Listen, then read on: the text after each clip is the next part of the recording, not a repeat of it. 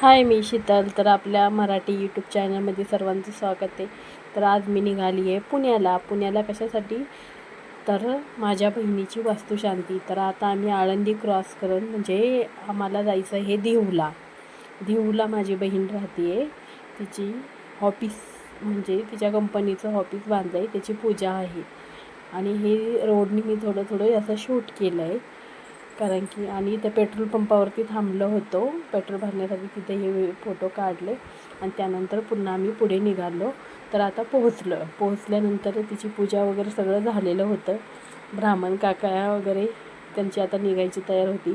भाऊ वगैरे म्हणतात का खूप उशीर झाला, कारण खरंच आम्हाला खूप उशीर झाला होता. माझी बहीण, ती मावशी, चुलत बहीण, ही माझी बहिणीची मुलगी, ही माझी इथं वहिनी, हा भाऊ आहेत माझा, ही बहीण आणि वहिनी आहे माझी.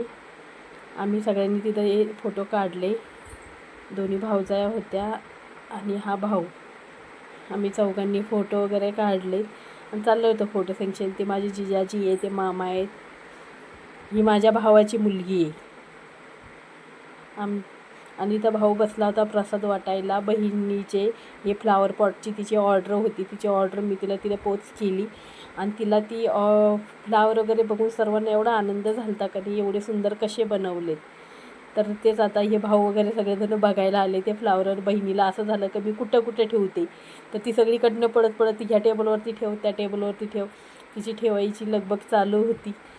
तर ती म्हणली की मला इथं 2 फ्लावर पॉट पाहिजे. तर तिने तिच्यासाठी 2 फ्लावर पॉट ठेवले.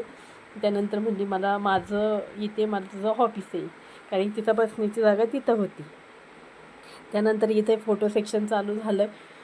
हे म्हणतं असं काढायचं तसं काढायचं. आमची जेवणाची तयारी झालेली, जेवायला भूक लागलेली. तिथे आम्ही फोटो काढले. आणि ही माझी भाऊजाई वगैरे, भावाची मुलगी आणि हा बहिणीचा मुलगा आहे. आणि आम्ही असे फोटो काढून घेतले. हा भावाचा मुलगा आहे छोटा, तो काहीतरी म्हणत होता कपडे घालू नको म्हणून.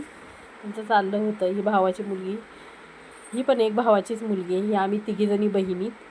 आणि त्यानंतर आता आमचा रात्रीचं निघायचा प्लॅनिंग होता. तर आता आम्ही निघतो आहे, कारण की खूप उशीर झालेला होता आम्हाला. जवळजवळ तिथे 7:30 झालेले. त्याच्यामुळं आणि देहू आळंदीमध्ये खूप भयानक गर्दी असते. हे बघा, आम्ही आळंदीमधून आता देवाच्या तिथून निघालो आहे.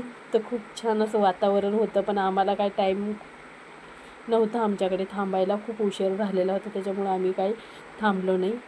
आणि हे असे पूर्ण पालखीचं वगैरे खूप सुंदर ज्ञानेश्वरांचं हे केलं होतं. नंतर इथे आम्ही फालुदा खाण्यासाठी थांबलो. त्यानंतर